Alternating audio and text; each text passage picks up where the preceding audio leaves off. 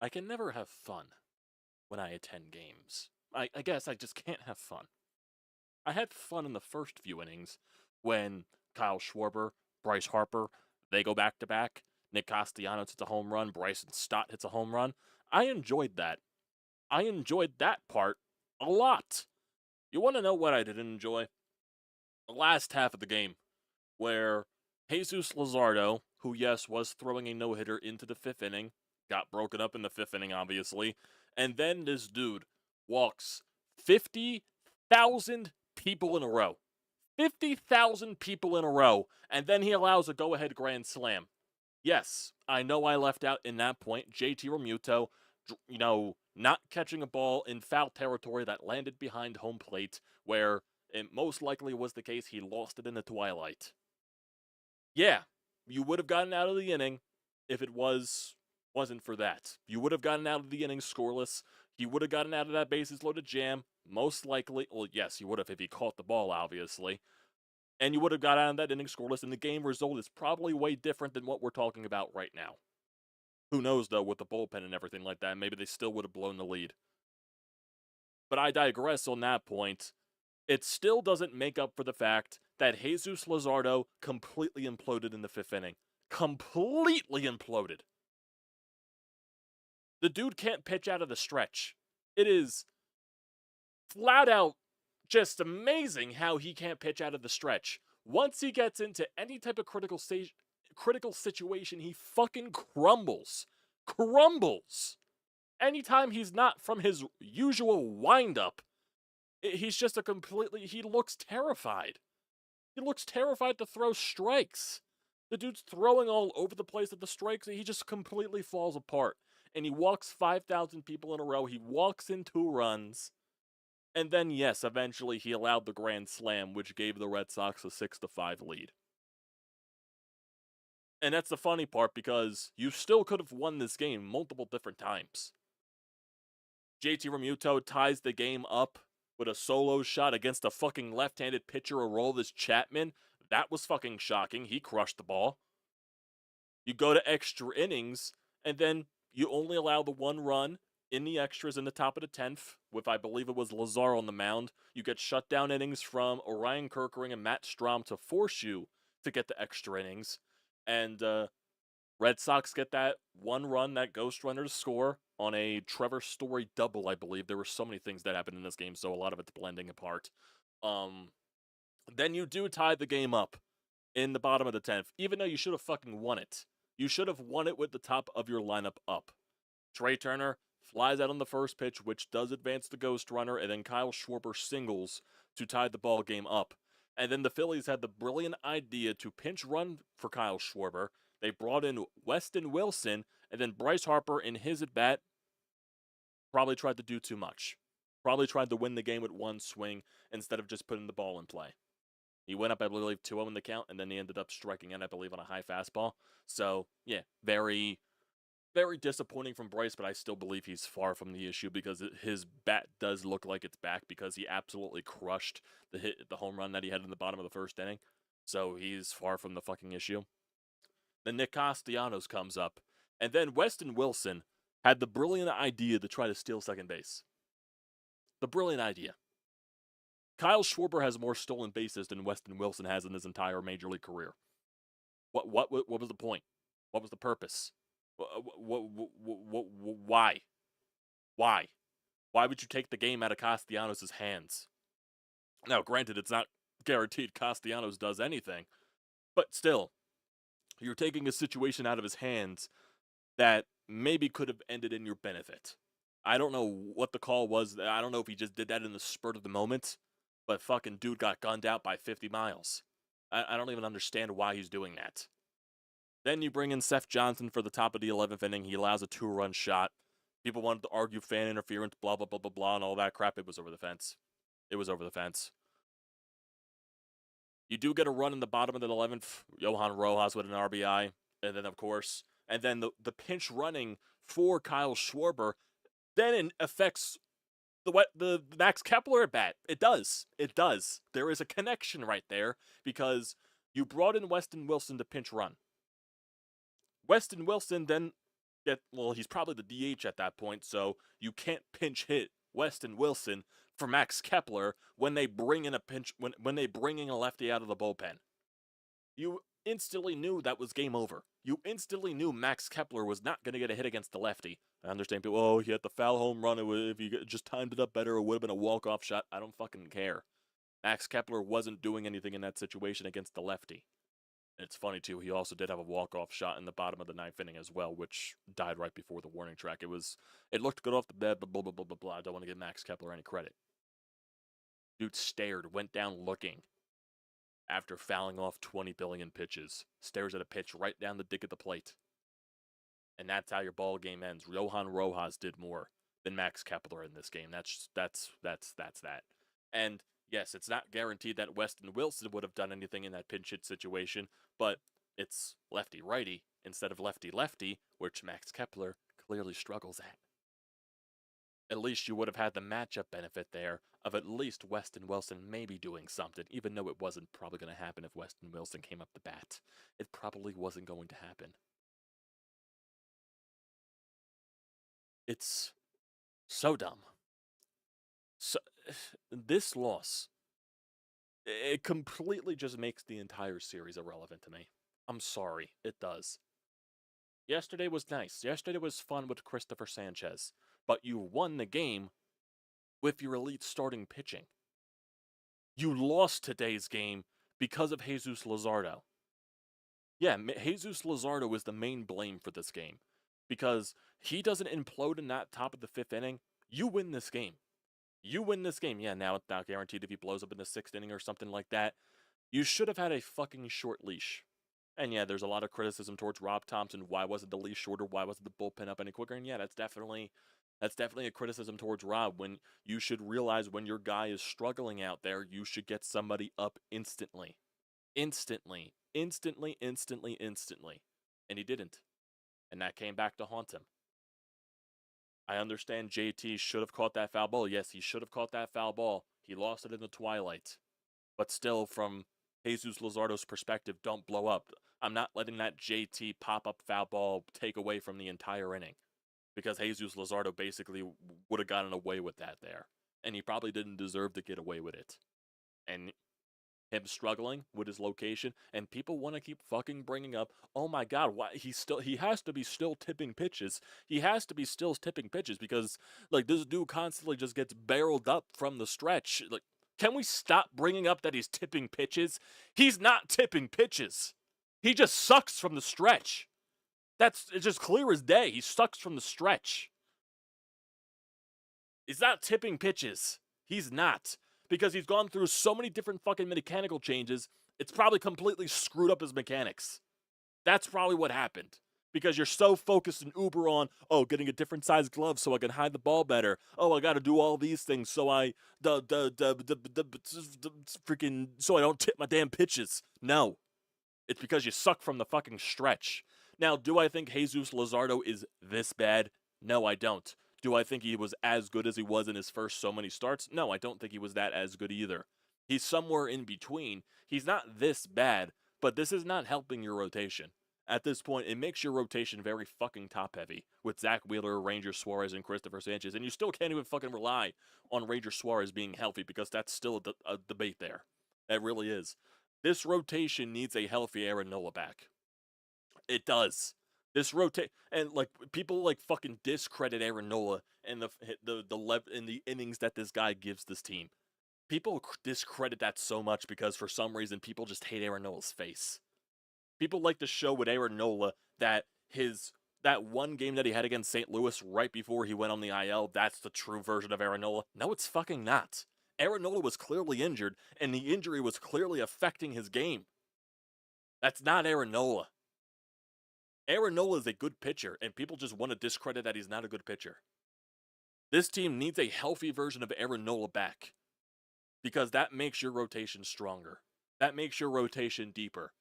And if you have Aaron Nola pitching to his capabilities, there you go. You have a nice, 1, 2, 3, maybe 4 punch of Rangers still in the rotation.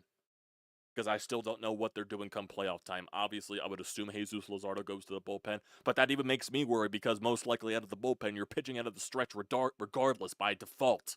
So that might not even be a good fucking idea. It might not even be a good idea. So I don't even fucking know. I don't even know. Don't tell that to other people, Franco. People would think Aaron would have imploded even more. Fucking Jesus Luzardo implodes more than Aaron implodes. My God. My God. It's unreal. Unreal how badly he imploded. Badly. 5 innings, 2 hits. The Boston Red Sox had 6 runs on 2 hits. Let that speak out loud right there. They had 6 runs on 2 hits. One of those was also a hit by batter. He had 5 walks. 5 walks and a hit by batter. Unreal. Unreal. And especially when you go up 5-0. When you're actually hitting for fucking power. Trey Turner leadoff single, Schwarber with a Schwarbomb, and then Bryce Harper back-to-back made it 3-0. And then Castellanos goes deep, 4-0, and then Bryson Stott, congratulations on the baby. He hits a home run. Bryson Stott looked good at the plate tonight. Good for him. Good for him. You made it 5-0, but then what fucking happens? Instantly coughs it right up, Jesus Luzardo, because as soon as he allowed that first hit, everything fucking went to shit. Everything went to shit. Yoshida had a leadoff double in the 5th. Rafaela then walked on 4 pitches. He then struck Abreu out on 3 pitches, and then Narvaez popped up. So you had 2 outs and only 2 base runners on. Mayer then walks. He was up 1-2 in the count. Luzardo, that was. Then Reif Snyder walked. Duran walked. And then Gonzalez hit the grand slam. And just look at some of these bats.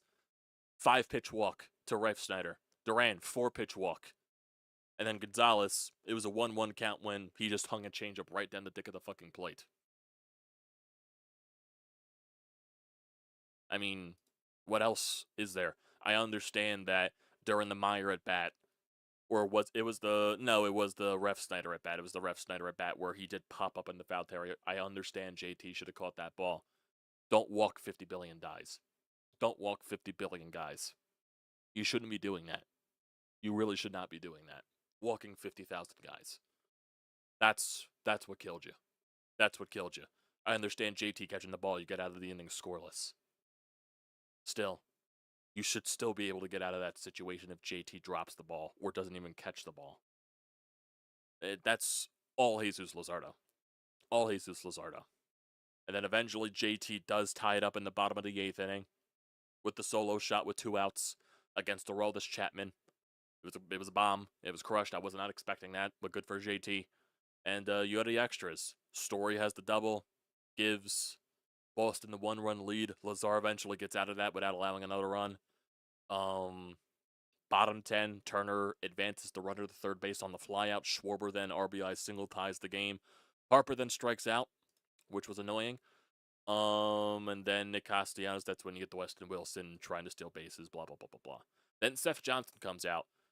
It's always fun when you have to go into extra innings and you're throwing AAA pitchers, huh? You're throwing out AAA pitchers in high-leverage situations. What the fuck do you expect is going to happen? Yeah, Lazar had a nice moment on Monday in that extra innings where he went scoreless. Like I said, it was nice in the moment. You're not going to rely on that consistently. And that's what happened with Lazar today. And granted, most people say with extra innings these days with the ghost runner, your goal is to allow 1 run or 0 runs. If you're allowing 1 run, it's not the biggest end of the world because it's the fucking ghost runner. But still, fucking Seth Johnson. Like, what the fuck do you expect when you're bringing in AAA pitchers to pitch in these high-leverage situations? It's always going to fucking backfire. That's why you gotta fucking add bullpen help. That's why you gotta add lineup help. That's why you gotta add so much help that you're just not gonna fucking get at the deadline. It's fucking impossible. It's so impossible. So I don't even know what the fuck they're going to do. I really don't. And it turned what would have been a 4-2 homestand to a 3-3 homestand. So yeah, you go 500 on the fucking homestand. Whoop de fucking do. I could care fucking less. Man, it's just, and yeah, I don't put much blame on the offense tonight because They gave you a fucking 5-run lead, but you still had a chance to win the game, which makes it even more annoying, which doesn't give the offense a break because you had a chance to win the game.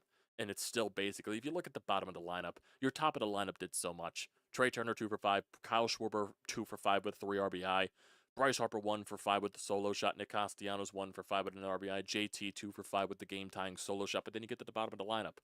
Brandon Marsh went 0 for 2 with a walk, then he got pinch hit for Otto Kemp. He struck out, then Rojas came in with his only at bat and got the RBI hit. Kepler went fucking 0 for 5. Sosa went 0 for 4, and then Stott had a nice day at the plate. He went 2 for 4 with a double and a home run. It's ridiculous. 2 for 8 with runners in scoring position. You hit 5 home runs and you lost. Granted, those were all solo shots. Now, one of those was a 2-run shot by Schwarber. Still, 4 of those were solo shots. You just look. Romano actually had a clean inning, which was shocking. Robert came in, then Banks had to see. Then you bring in Robert, then he can only record 1 out because he walks the guy and allows a hit. Then you got to bring in Banks. So if Robert gets out of that inning clean, you probably save Banks for the extra innings. So there you fucking go. That also is a ramification of Jesus Luzardo fucking blowing up. It's just fact. It's just a fact. And it also doesn't help because the Mets swept the Angels. And now they're first place in the NL East with you being a half game back. And you're playing the New York Yankees this weekend, who, if you don't remember, they shit-stomped you back in Philadelphia last year after the trade deadline. So, yeah, to say my confidence going into this Yankee series is very low would be an understatement. Would be a fucking understatement. And the Yankees, they're just coming off of a series against the Toronto Blue Jays, and I think they won that series, if I'm not mistaken. No, they lost that series. They lost 2 of 3. And yes, this Yankees team, they're very fucking up and down. They are. Their starting pitching is not good, and you will be avoiding their best starting pitcher, which is Max Fried. And I don't think Carlos Rodon is pitching in the series, if I'm not mistaken. I don't think he is. If I'm just looking at the schedule. No, you will not be. Okay, you will be facing Carlos Rodon on Sunday against Zach Wheeler. But then tomorrow, or Friday actually, you're facing Will Warren, who is 6-5 with an almost 5 ERA. Yeah, their starting rotation is not good. And then you have Marcus Stroman, who's still just coming off an injury, but he still hasn't been good, but he'll probably dominate the Phillies because the Phillies just don't hit Marcus Stroman.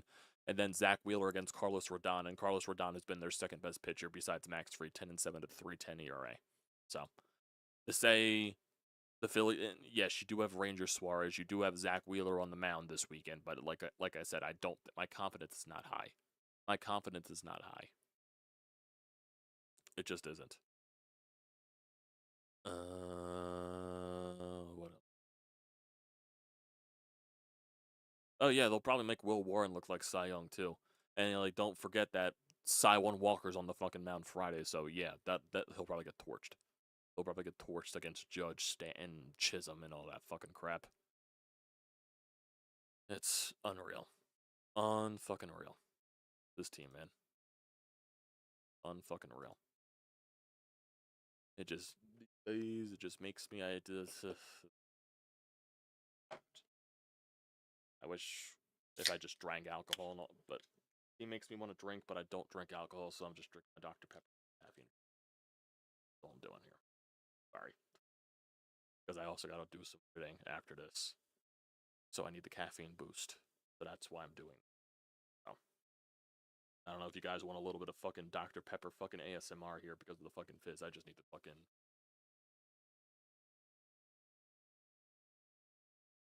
That was all fucking fizz. That wasn't even soda. So much. Jesus Christ. Yeah, Franco, they did start training camp. They did. When's the fucking season start? Like I said the other day, I can get to. For some reason, I just cannot get hyped for training camp. I just can't. It's training camp. Just get me to the season. Just get me to the regular season, and then I'll get pumped. But it is cool seeing, Jordan Davis looks like he got really in shape, which is very nice to see. The funny stuff with Jalen Hurts and the not wearing the Super Bowl ring and all that stuff. It's funny. It's funny stuff. But, it's It's training camp. I can't get overly hyped for it. You know what I mean? I don't do it. You know, look, really, the only version of training camp that I do like is spring training. That's really the only thing I like. Flyers training camp. I mean, it's fun to go to preseason games. Not like dialed into fucking Flyers training camp 24/7. If someone gets injured, yeah, that would be annoying, but it's training camp. They're just practicing. I can't get really hyped up for that personally, in my opinion. So I just can't. So yeah. Let's get to the anytime hotline. You might as well, because I need the caffeine boost, and I need to hear from the beautiful people. So Zach has a voicemail. Let's get to Zach. Hey, say what you want, but that's impressive right there. Jeez. I mean, how the fuck do you lose? What were they? 70-0 or in their last 70 games, up 5 runs at home? Jesus Luzardo, this guy is whatever he was early season is gone. This guy is terrible. He was looking really good. He lost his command, had a thing with JT, the pop-up. Let's not blame it on JT, all right, guys? Jesus Luzardo pitched like shit in that inning and left a changeup just to get destroyed for a grand slam. And even then, they were still in it. They still had a shot, and they were fighting back, but it just wasn't enough. And same old with this lineup at the end. They just didn't – they don't have enough guys, man. And taking Kyle Schwarber out is an absolute stupid decision when Weston Wilson is literally slow as shit. I don't know. He might be slower than Kyle Schwarber. I mean, he's not, but come on, dude. It's not that big of a difference. You've got to keep that bat in your lineup. What are we doing, Rob? And Zach Johnson, that wasn't a terrible pitch, middle up, but it got bopped. And, what are you going to do? What can we say? I'm running out of things to say, Amadeo. I'm saying the same stuff every call. Get bullpen help. Fix your lineup. Do this and that. This is a game you just cannot lose. Ever, ever, ever. If this game was played 10 times, the Phillies would win it 9 times. So, I'm disgusted and sick. I need a break from this baseball team. Thankfully, we have one tomorrow. But July 31st is sneaking up on us, and I'm afraid Dave Dombrowski just isn't going to make the moves we need. It's a shame. Go Phils. Peace. I mean, I need a break from this fucking team, too. Honest to God, I probably won't even be locked into whatever happens to the Yankees. I know, they're fucking playing a New York team, blah, blah, blah, blah, blah. I'm going down the shore on Saturday for my cousin's birthday. Friday, me and my family, we're going to go see the Superman movie and all that crap. Then Sunday will probably be the recap for that series, but Jesus. It's literally like exactly what Zach said. It's the same shit that we talk about every single day. It doesn't change. The topics don't change because it's just so. And then we even had like a conversation the other day, is the fucking lineup worse than the bullpen? And then the bullpen just, even though this wasn't really a bullpen problem, this was a Jesus Luzardo problem that forced you to get to the worst part of your bullpen. That's what forced you. So today was a Jesus Luzardo problem. And that's really what it was. He's not the pitcher that he was in the beginning of the season, where he was dominating every start. I don't think he's this. I don't think he's this bad. He has to be somewhere in the middle. I don't know. I really don't know. Not tipping pitches. I am tired of the tipping pitches thing. Because shouldn't that have been fixed by now? No. He just struggles from the stretch. He has just... When things get rough, he crumbles. That's what happens. When Jesus Luzardo, when his runners in scoring position, runners on base, and all that crap, he crumbles. This rotation needs Aaron Nola back. It just does. And for all the Aaron haters out there that just need it. And a 3.7 ERA is good for like a bottom of your rotation guy. That's fine. But it's just like he's pitching. I believe someone posted. I believe it was. I forget who it was. It could have been Jeff Kerr or something like that. I forget. Of CBS. I believe they said that like Jesus Luzardo almost has like a 6 ERA since May 1st. Like what? What? Like how are you? Like how did you get that bad? I don't know. I don't know. Don't know. It's just fucking ridiculous. Fucking ridiculous. Don't think there's anything else. Definitely is not.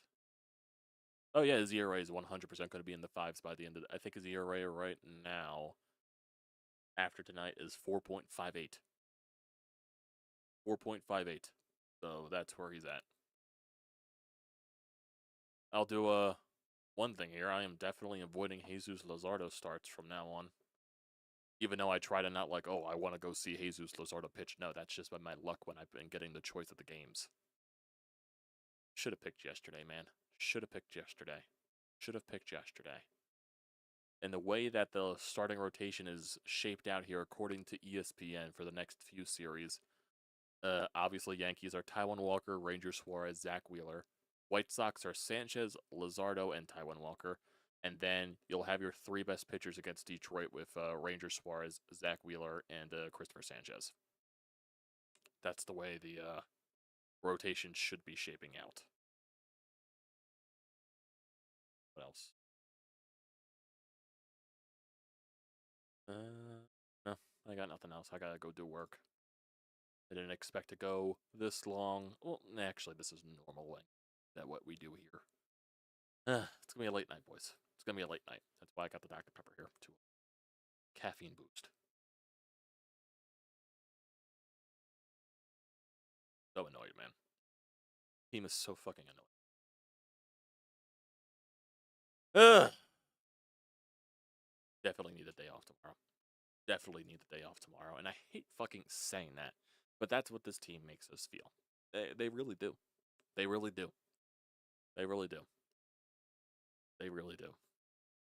So standings wise, now they're in the second wild card spot because the Mets now overtook them for first in the NL East, and the Phillies are 3 games up on the Padres, and then 4.5 games up on the other team looking in. Blah blah blah blah blah.